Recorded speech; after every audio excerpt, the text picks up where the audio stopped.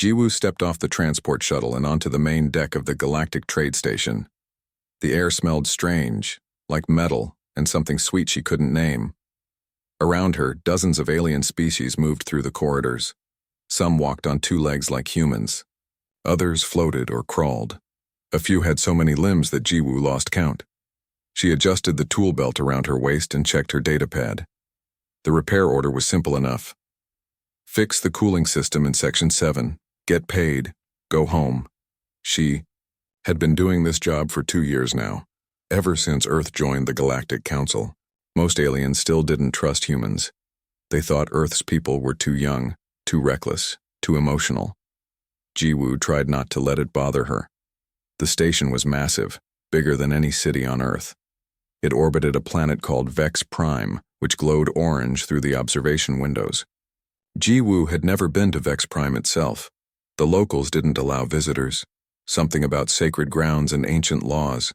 She didn't really care. She just wanted to finish her work and get back to her ship. She walked through the market district on her way to Section 7. Vendors shouted in languages her translator struggled to understand. Some sold food that looked like rocks. Others offered glowing crystals or living plants that moved on their own. Jiwoo kept her head down and her hands on her tool belt. Tae-min, her crewmate, had warned her to stay alert. The station wasn't always safe. Her comm device buzzed. It was Tae-min calling from their ship, the small cargo vessel they shared. "Hey, Jiwoo, you there yet?" "Almost," she said. "Just passing through the market. Don't take too long. We need to leave in 4 hours. Captain Dong-hyun already sent the departure schedule." I know. This won't take long." She ended the call and kept walking. That's when she heard it. A small, high-pitched sound.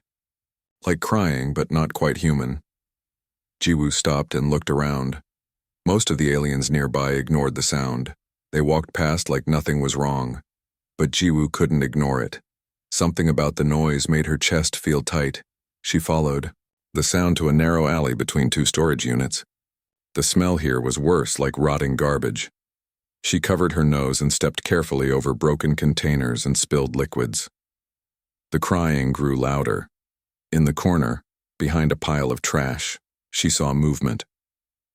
Jiwoo knelt down and pushed the garbage aside. Her breath caught in her throat. It was a small creature, no bigger than a house cat. It had fur that shimmered between blue and silver, changing color in the dim light. Its body looked like a fox, but its face was rounder, with large eyes that glowed faintly. One of its back legs was bent at a wrong angle, clearly broken. The creature looked up at Jiwoo and made that crying sound again. It tried to back away, but the broken leg made it fall over. Jiwoo's heart broke. She knew she should walk away. This wasn't her problem, but she couldn't. She had never been able to ignore something that needed help. She reached into her tool belt and pulled out her emergency med kit. "It's okay," she whispered, even though the creature probably couldn't understand her. "I'm going to help you." The creature watched her with those glowing eyes. It stopped crying but didn't move. Jiwoo worked slowly, carefully. She cleaned the wound on the leg with antiseptic gel. The creature flinched but didn't bite or scratch. She wrapped the leg in a support bandage, the kind meant for human injuries but flexible enough for this small animal. The whole time, her hands shook a little. She had no idea what this creature was, or if she was helping it the right way. When she finished, the creature sniffed at the bandage. Then it looked at Jiwoo again. Something changed in its expression. Before Jiwoo could react, the creature jumped forward and grabbed onto her tool belt with tiny claws. It held on tight, pressing its small body against her side. "Hey, no, you can't come with me," Jiwoo said. She tried to pull the creature off, but it held on tighter and started making a different sound. Not crying this time, more like chirping or purring. "Come on, let go." The creature refused. Its claws were dug into the leather of her belt. Jiwoo sighed. She couldn't leave it here injured, and she couldn't pry it off without hurting it. She stood up carefully. The creature clung to her belt like a fuzzy backpack. "Okay, fine, but just until I find someone to take care of you." She left the alley with her new passenger and headed toward the station's animal control center. Her comm buzzed again. Taemin's voice came through, sounding annoyed. Ji-woo, where are you? You should be at Section 7 by now. I found something. An injured animal. I'm taking it to animal control. There was a pause. An animal? What kind of animal? I don't know. It's small and furry and hurt. Ji-woo, don't get involved with station wildlife. Just leave it and do your job. I can't. It's hurt badly. I'll be quick, I promise. Taemin muttered something she couldn't hear, then the comm went silent. Ji-woo kept walking. The Animal Control Center was in Section 3, not far from where she was. The creature on her belt made soft chirping sounds the whole way. It seemed calmer now, almost content. When she reached the control center, a tall alien with gray skin and forearms looked at her from behind a desk. Its eyes widened when it saw the creature. Where did you get that? The alien asked. Its translator made its voice sound flat and emotionless. I found it in the market district. It's hurt. Can you take care of it? The alien stood up quickly. That is a Velhari cub. You should not have touched it. A what? Velhari. They are dangerous predators. Even the young ones can kill. You are very lucky it did not attack you.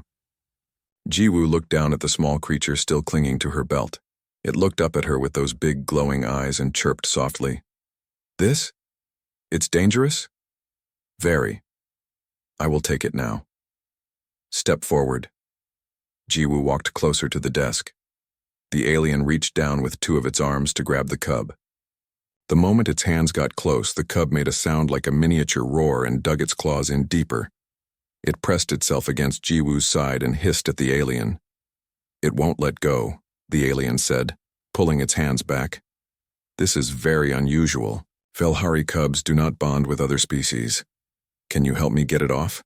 If I pull too hard, it will hurt both of you. We need to contact the Velhari diplomat. This is a serious situation.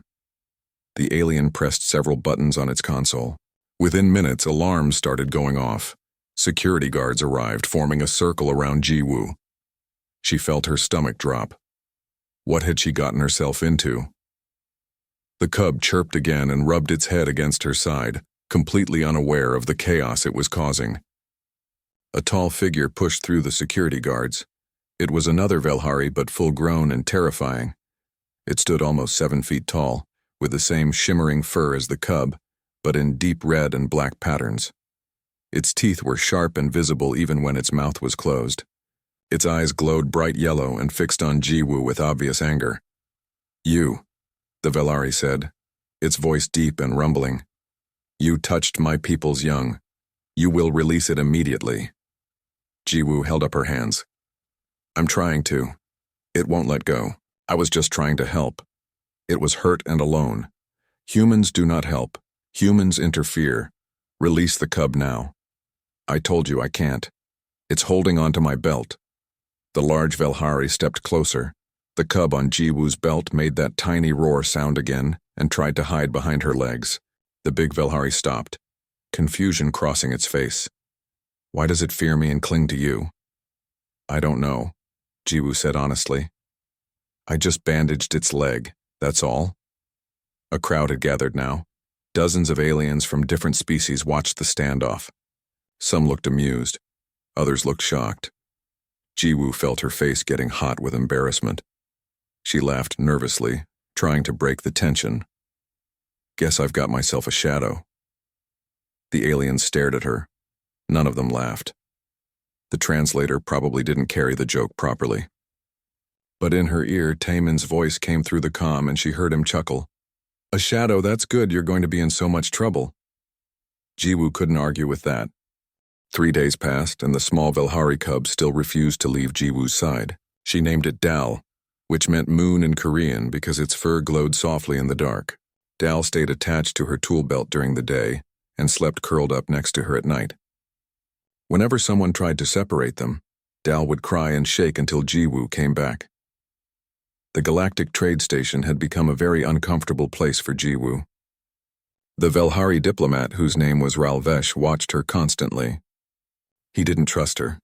Other Velhari had arrived on the station, all of them angry that a human had touched one of their young.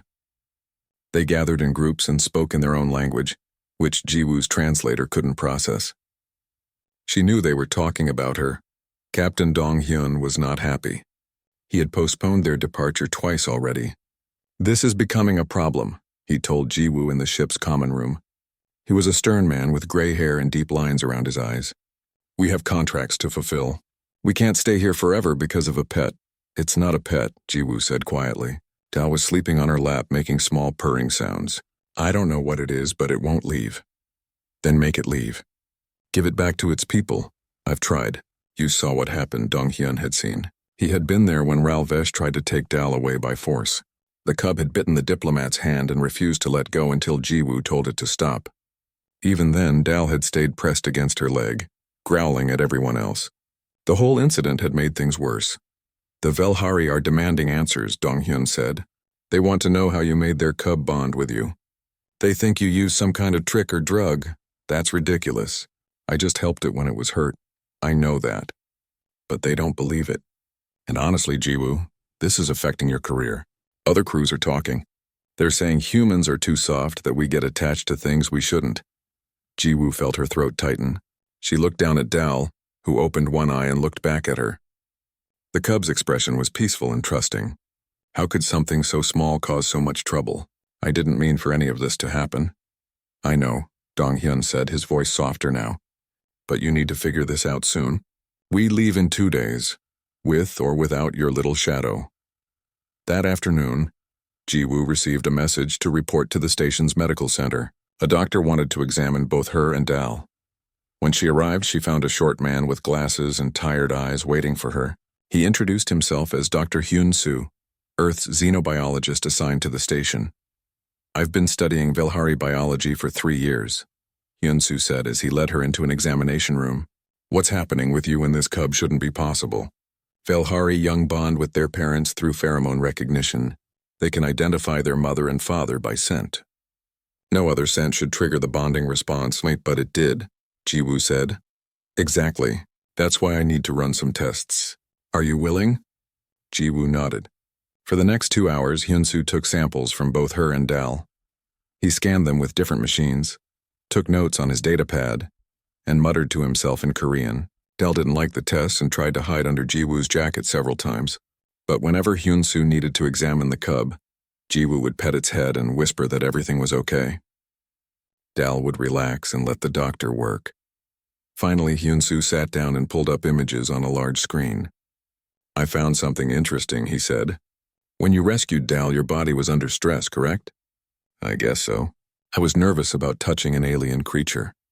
That stress caused your body to release certain chemicals, adrenaline, cortisol, and something else, a compound that humans produce naturally when we're scared or protecting something. This compound has a very similar molecular structure to Velhari maternal pheromones." Jiwoo stared at him. "You're saying Dal thinks I'm its mother?" "Not exactly, but close enough that its instincts triggered a bonding response. In Velhari culture, cubs bond with the first source of safety they encounter after a trauma. Usually that's their birth parent. But you provided that safety and your chemistry was similar enough to fool Dal's biological programming. That's crazy." "It's unprecedented," Hyun-soo agreed. "I've sent my findings to the Velhari Council. They're reviewing the data now." 2 days later, the Velhari Council made their decision. They would hold a formal meeting to discuss Dal's future. Jiwoo was required to attend. Ralvesh came to her ship personally to deliver the message. He looked at Dal, who was as always attached to Jiwoo's belt, and his expression was unreadable. "The council wants to separate you," he said. "They believe this bond is unnatural and dangerous." "Dangerous how?" Jiwoo asked. "You are not Velhari. You cannot teach the cub our ways. You cannot help it grow into what it should be. If it stays with you, it will become confused, weak. That is unacceptable." Jiwoo felt anger rising in her chest. "Dal isn't weak, look at it. It's happy and healthy, for now. But what happens when it grows? Velhari are predators. They need proper training. You cannot provide that." Before Jiwoo could respond, Ralvesh reached out and grabbed Dal. The cub shrieked and tried to hold on to Jiwoo's belt, but the diplomat was too strong. He pulled Dal away and held it at arm's length. The cub thrashed and cried, reaching back toward Jiwoo with its small paws. "Stop it! You're hurting it!" Jiwoo shouted. "I am not hurting it. I am correcting a mistake. Ralvesh turned and walked toward the door. Dal's cries echoed through the ship's corridors. Jiwoo tried to follow, but Taemin held her back. Let them go, he said quietly. You can't fight the entire Velhari Council. That night was the worst of Jiwoo's life. She couldn't sleep. She couldn't eat. All she could think about was Dal crying and reaching for her. She knew it was probably for the best. Dal was a Velhari. It belonged with its own people. But knowing that didn't make it hurt any less. The next morning, Hyunsoo called her. You need to get to the medical center now. Jiwoo ran. When she arrived, she found Ralvesh standing outside an examination room. He looked worried, which was the first real emotion she had seen from him. The cub won't eat, he said. It won't move. It just lies there. Through the window, Jiwoo could see Dal on a medical table. The cub's fur had turned a dull gray color. Its eyes were closed. Several Velhari doctors stood around it, looking confused and frustrated. One of them was trying to feed Dal some kind of liquid, but the cub wouldn't open its mouth. How long has it been like this? Jiwoo asked. Since last night. We thought it would adjust after a few hours. But it's getting worse. If it doesn't eat soon. Ralvesh didn't finish the sentence. Hyunsoo appeared beside them. Let her in, he said to Ralvesh. Just for a test. That will only make things harder. Or it will save the cub's life. Your choice, Ralvesh hesitated, then pressed a button. The door slid open. Jiwoo walked into the room slowly. The Velhari doctors watched her but didn't stop her. She approached the table and put her hand on Dal's head. Hey, Shadow, she whispered. It's me. Dal's eyes opened immediately. The gray color of its fur started to shimmer, returning to its normal blue and silver. It made a weak chirping sound and tried to stand up. Its legs were shaky, but it managed to get to its feet. Then it jumped off the table and grabbed onto Jiwoo's belt, holding on like it would never let go. The Velhari doctors started talking rapidly in their own language. Ralvesh stepped into the room, staring at Dal and Jiwoo. This is not possible, he said. Cubs do not become sick from separation. They are stronger than this. Hyunsoo checked his datapad. Actually, there are records of Velhari cubs dying if separated from their bonded parent during the first year of life. It's rare, but it happens. The bond is more than emotional. It's biological. Dal needs Jiwoo to survive right now. Ralvesh looked at Jiwoo for a long moment. She could see him struggling with something. Pride, maybe. Or tradition. Finally, he spoke. The council will not like this. But I cannot let a cub die because of our rules. You will keep it, for now. Jiwoo felt relief flood through her body. She hugged Dal close, feeling its small heartbeat against her chest. Thank you, she whispered, but Ralvesh wasn't done. However, you must prove you can care for a Velhari properly. If the cub suffers under your care, we will take it back. Do you understand? I understand. As Jiwoo left the medical center with Dal still clinging to her belt, she heard the other aliens whispering. Some laughed at her, some shook their heads. But she didn't care. Her shadow was safe. That was all that mattered. 2 months had passed since Jiwoo became Dal's guardian. The small cub had grown considerably. It was now the size of a large dog, though its personality hadn't changed much. Dal still followed Jiwoo everywhere and still slept next to her every night. The crew of their small cargo ship had gotten used to having a Velhari on board. Even Captain Dong-hyun seemed fond of Dal, though he would never admit it. They had returned to the Galactic trade station for another repair job. Jiwoo was working in the lower levels, fixing a power converter that kept shorting out. Dal sat nearby, watching her work with those intelligent eyes. The cub had started mimicking her movements lately. When Jiwoo picked up a tool, Dal would pick up a similar one with its mouth. When Jiwoo examined a wire, Dal would sniff at it carefully. Hyunsoo had told her this was normal. Velhari cubs learned by copying their parents. Hand me that spanner, Jiwoo said, pointing at her toolbox. Dal immediately grabbed the tool in its mouth and brought it to her. Good job, Shadow. Dal made a happy chirping sound and sat back down, its tail wagging slightly. Jiwoo smiled. Despite all the trouble this little creature had caused, she couldn't imagine her life without it now. They had formed a real bond, something deeper than she could explain. Her comm device buzzed. It was Taemin. Jiwoo, get back to the main section.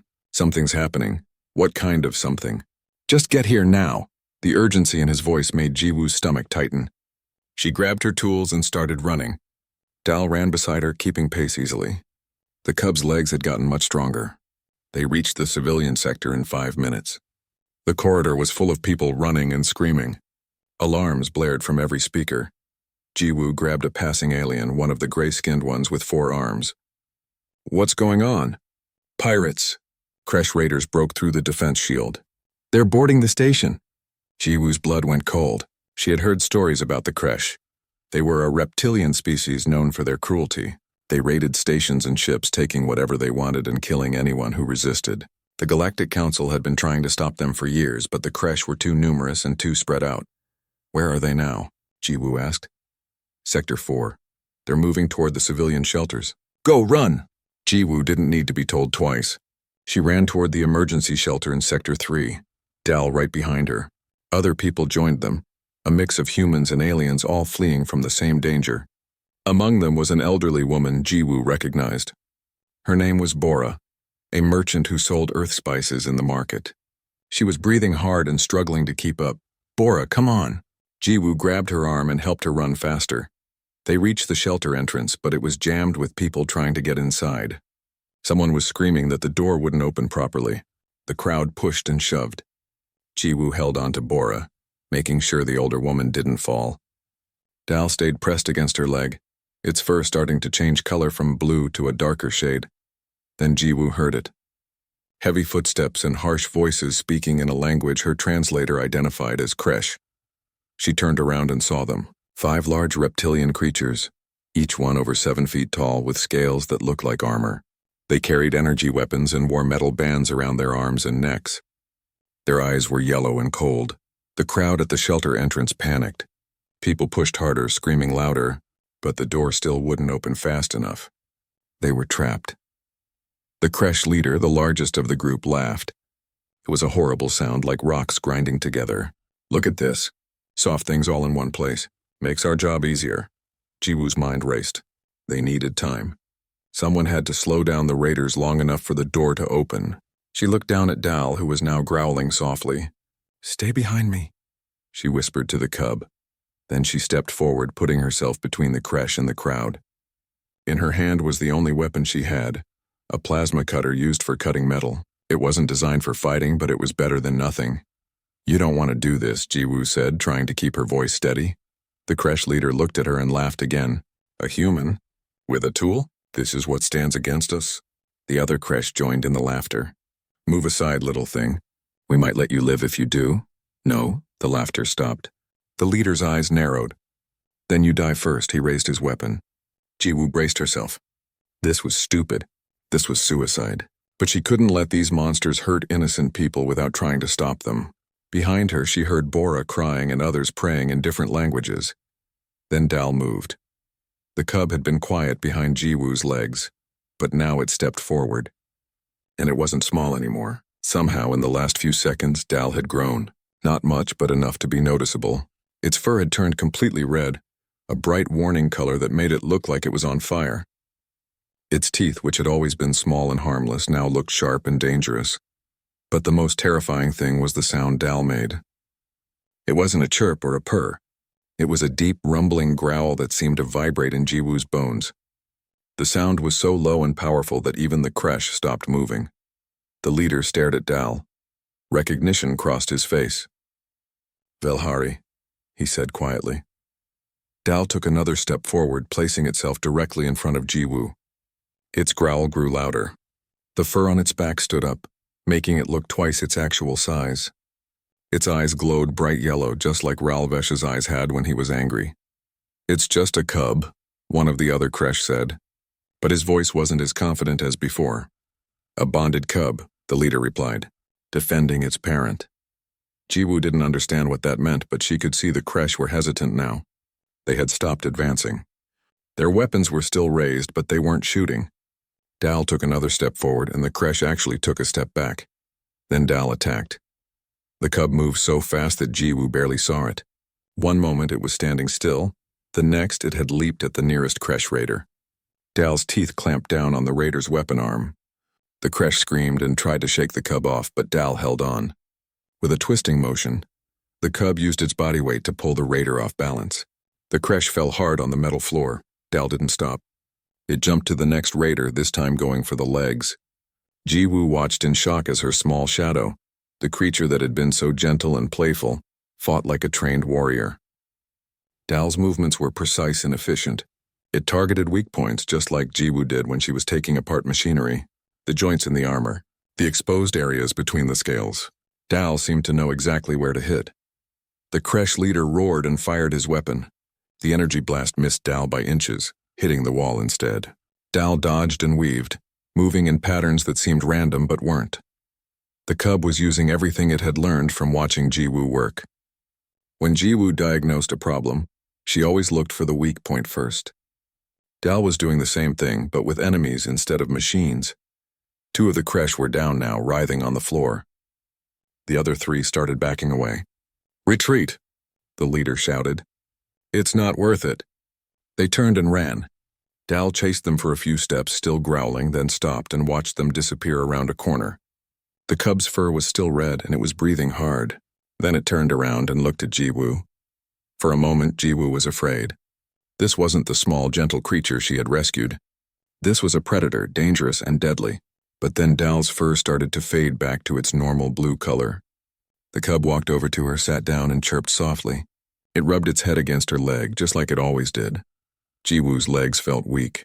She sat down on the floor and Dal climbed into her lap, suddenly small and harmless again. "My shadow just saved us," she whispered. Behind her, the shelter door finally opened. People started filing inside, safe now.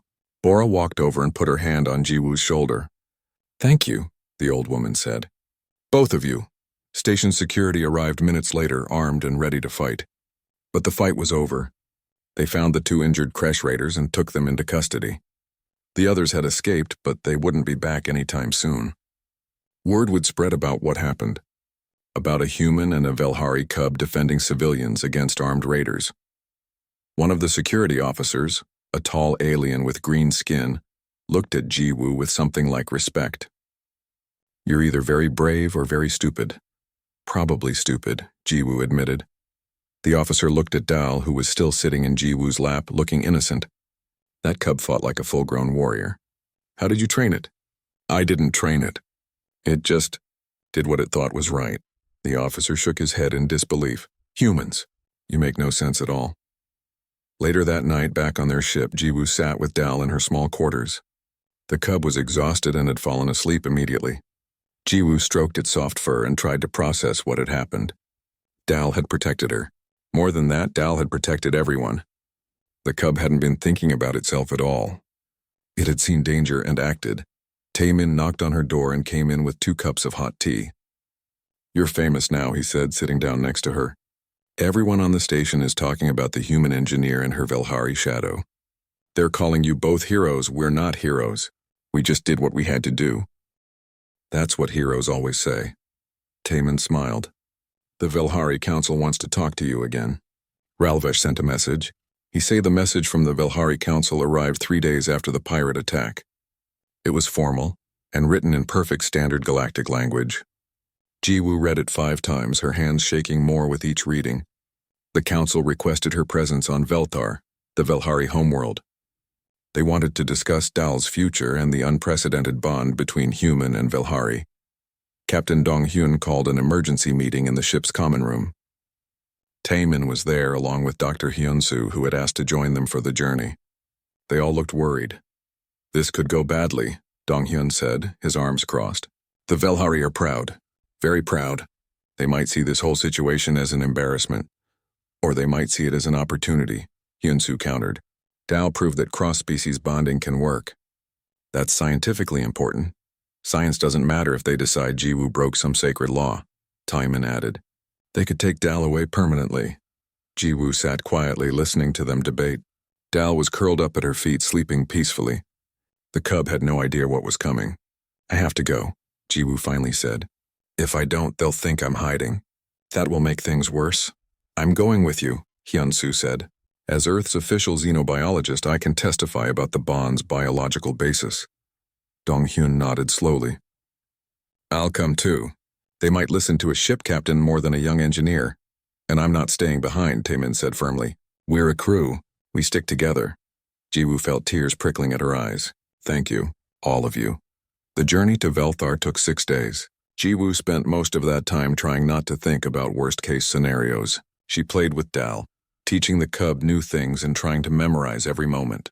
What if this was their last time together? What if the council decided to separate them for good? Dal seemed to sense her worry.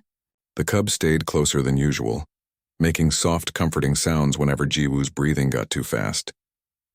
At night, Dal would press its warm body against her side as if trying to protect her from bad dreams. When they finally arrived at Velthar, Jiwoo's breath caught in her throat. The planet was beautiful. Its surface was covered in silver forests that shimmered in the light of 2 suns. Cities made of crystalline structures rose from the ground like ice sculptures. Everything glowed softly even in daylight. A Velhari escort met them at the landing platform. It was Ralvesh. He looked different here, more relaxed somehow. "Welcome to Velthar," he said formally. "The council awaits you." "Am I in trouble?" Jiwoo asked quietly. Ralvesh looked at Dal, who was as always attached to Jiwoo's belt. "That depends on what you say and what the council decides. I cannot help you during the hearing. But I will say this, speak the truth. My people value honesty above all else." They followed him through the city. Aliens of many species filled the streets, but Velhari were the majority. All of them stopped to stare at Jiwoo and Dal. Some looked curious. Others looked angry. A few actually smiled, which on a Velhari face looked strange and slightly frightening. The council chamber was enormous. It rose up like a cathedral made of living crystal. Inside, the ceiling was so high that Jiwoo couldn't see the top. Thousands of Velhari sat in galleries that circled the room, all of them watching as Jiwoo walked to the center of the floor. Her footsteps echoed in the vast space. Dal stayed pressed against her leg, its fur turning slightly darker with nervousness. At the far end of the chamber sat the council elders, 12 Velhari of various ages and colors. In the center was the oldest, a female with silver fur and eyes that seemed to look right through Jiwoo. This had to be Elder Vethra, the one Ralvesh had told her about. The leader of all Velhari, Jiwoo of Earth. Vethra's voice was surprisingly gentle. "You stand before us accused of nothing, but questioned about everything. Do you understand why you are here?" "Yes, Elder, because of Dal."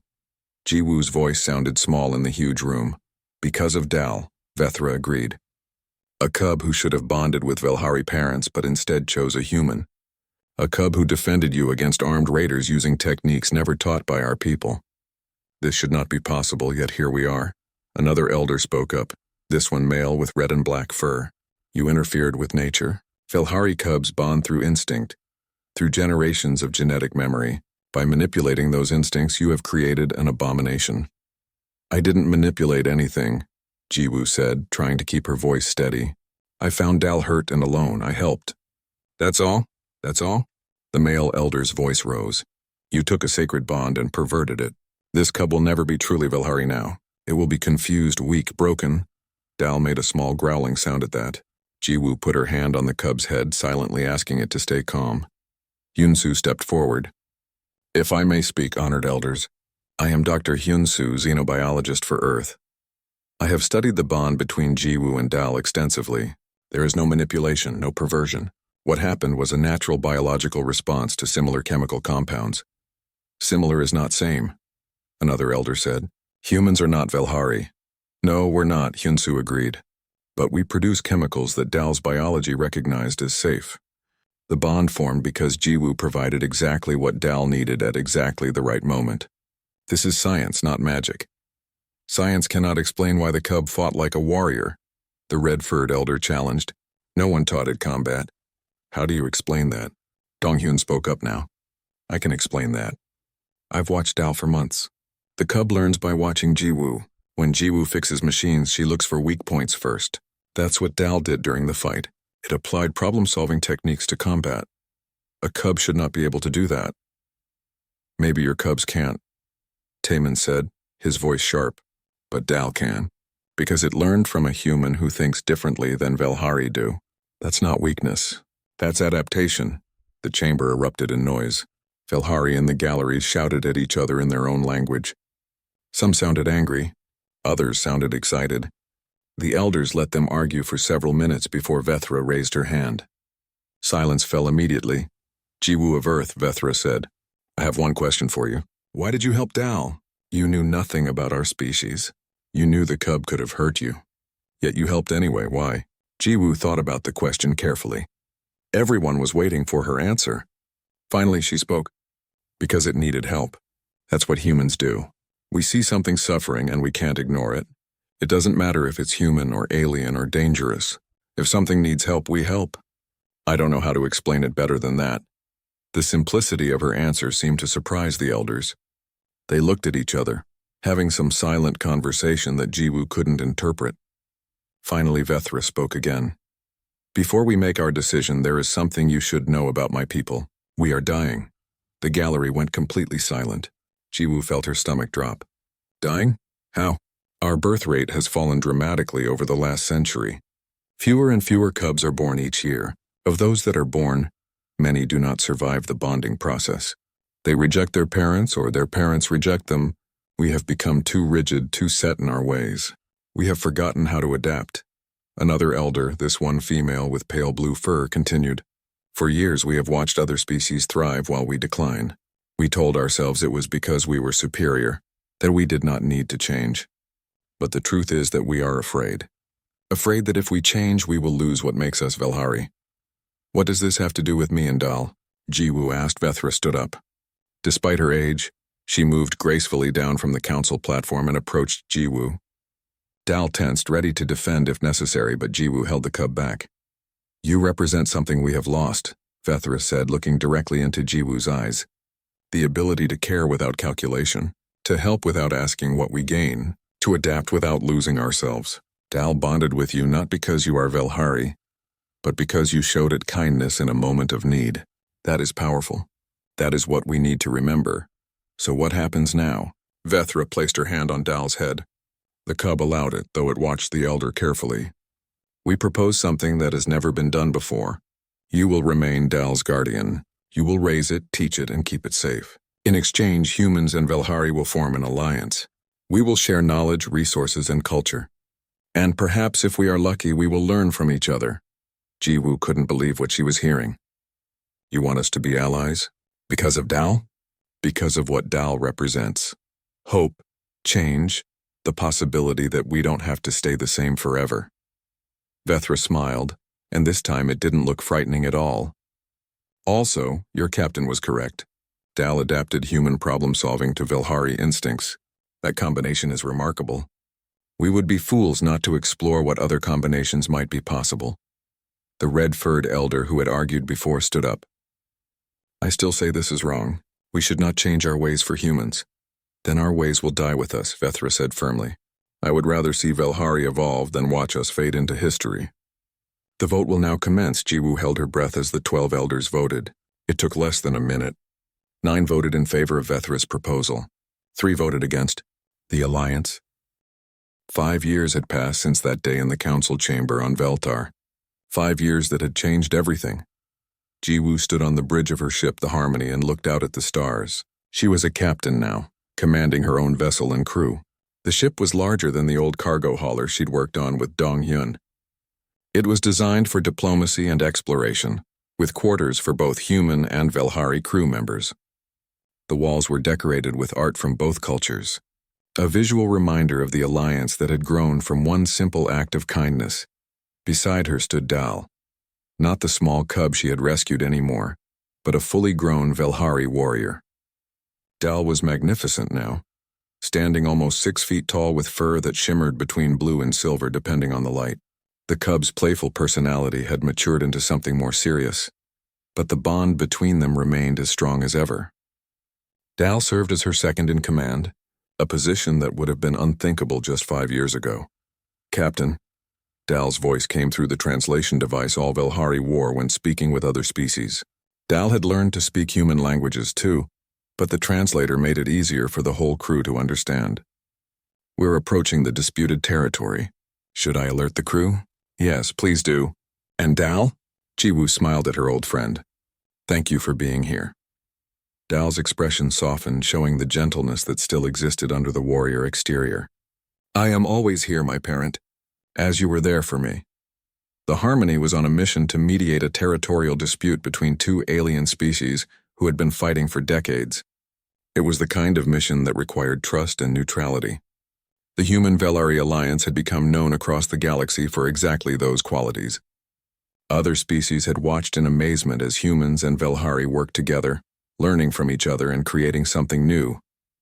The Shadow Program, as it had come to be called, was now in its third year. Jiwoo had helped establish it, training other humans to bond with Velhari cubs. Not every attempt succeeded. The chemistry had to be right and the human had to truly care. But enough bonds had formed to create an entire generation of hybrid crews, humans and Velhari working side by side. Tai Min was still with her, now serving as chief engineer of the Harmony. He entered the bridge carrying a datapad and grinning. "You're not going to believe this," he said. "Another ship just joined the Shadow Program. That makes 37 ships now with human Velhari mixed crews." 37, Jiwoo repeated, shaking her head in wonder. 5 years ago, people thought I was crazy for keeping Dal. Now it's normal. Normal is relative, Dal commented. Many species still think we are strange, but they respect what we have accomplished. That was true. The Human-Velhari Alliance had proven itself time and again. Together, they had stopped pirate raids, negotiated peace treaties, and even discovered 3 new habitable planets. Other species were starting to take notice. Some had approached Earth and Velthar asking to form similar partnerships. The comm system buzzed. It was a message from the Galactic Council. Jiwoo pressed the button to receive it. Ambassador Minji's face appeared on the screen. She was Earth's representative to the Council now, a sharp woman with short hair and intelligent eyes. "Captain Jiwoo," Minji said formally. "I hope I'm not interrupting." "Not at all, Ambassador. What can I do for you?" "I'm contacting you because there's a big meeting tomorrow at the Council headquarters. We're presenting a proposal for something called the Coalition of Compassion. It's based on the model you and Dal created. Species working together not because they're similar, but because they're willing to understand each other." Jiwoo felt her heart skip. That's a huge idea. It is, and it wouldn't be possible without you. The Council wants you to attend the presentation. They want to hear your story directly. I'm just an engineer who helped a hurt animal. Minji smiled. You're the person who proved that compassion can cross any barrier. That's worth more than you think. Will you come? Jiwoo looked at Dal, who nodded encouragingly. Yes, we'll be there. The next day, Jiwoo found herself standing before the entire Galactic Council. The chamber was even more impressive than the one on Velthar. Representatives from hundreds of species filled the room. Some she recognized, many she didn't. All of them were watching her. Ambassador Minji stood at the podium presenting her proposal. For too long, we have formed alliances based on mutual benefit or shared biology. We work with those who are like us and ignore those who are different. But the Human-Velhari partnership has shown us another way. It has shown us that the strongest bonds come not from similarity, but from willingness to care. A representative from a species Jiwoo didn't recognize raised his hand.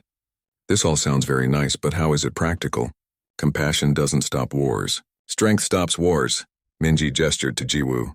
Perhaps Captain Jiwoo can address that question. Jiwoo walked to the podium, her legs feeling shaky. Public speaking had never been her strength. But Dal walked beside her, a comforting presence, and that gave her courage. You're right, Jiwoo said. Compassion alone doesn't stop wars, but it prevents them.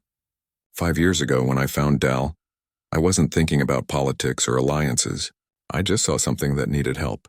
That one decision created a bond that changed both our species. Now we have dozens of ships with mixed crews. We have joint research programs. We have cultural exchanges. All of that came from one act of caring. Another representative spoke up, this one from a species of floating jellyfish-like creatures. But your species is young and idealistic. You haven't experienced the betrayals and conflicts that older species have endured. Your compassion is naive. Maybe, Jiwoo admitted. Or maybe that's our strength. We don't carry the weight of old grudges. We see possibilities instead of problems. When I look at Dal, I don't see a former enemy or a potential threat. I see my partner, my friend, my family. That's what the Coalition of Compassion is about. Choosing to see the good instead of assuming the worst. Elder Vethra stood up from the Velhari section. If I may speak, my people were dying before this alliance. We had become proud and isolated. Jiwoo's compassion saved more than one cub. It saved our entire species by reminding us what we had forgotten. That is not naive. That is survival.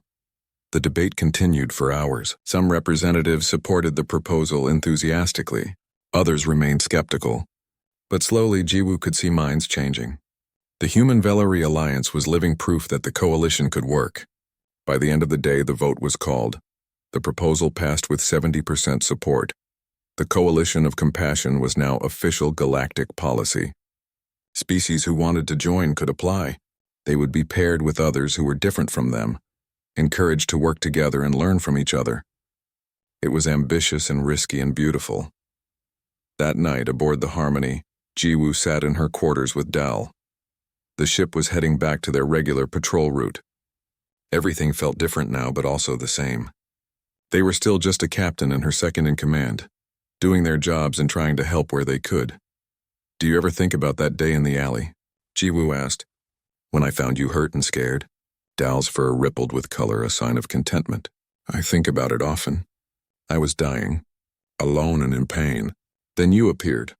A strange creature I had never seen before, but you helped me anyway. That moment shaped everything I became." "I was terrified," Jiwoo admitted. "I had no idea what I was doing. Fear and courage often exist together. You were afraid, but you helped anyway. That is the definition of bravery." Jiwoo laughed softly. "When did you become so wise?" "I learned from my parent. You taught me that being strong doesn't mean being fearless. It means caring even when you're afraid." Through the viewport, Jiwoo could see other ships passing by. Some of them were part of the Shadow program, humans and Velhari working together. Others would be soon. The galaxy was changing, becoming something more connected and compassionate, and it had all started because one engineer couldn't walk past a crying animal.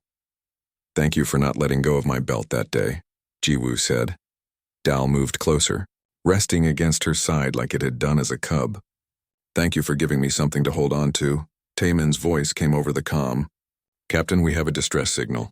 A small transport ship in Sector 9. They're having engine trouble." Jiwoo stood up, suddenly all business. "Set a course. Let's go help them." "Of course. That's what we do." As the Harmony changed direction, heading toward someone who needed assistance, Jiwoo felt a deep sense of satisfaction. This was her purpose. This was what she was meant to do. Not because she was trying to change the galaxy or make history. Simply because when something needed help, you helped.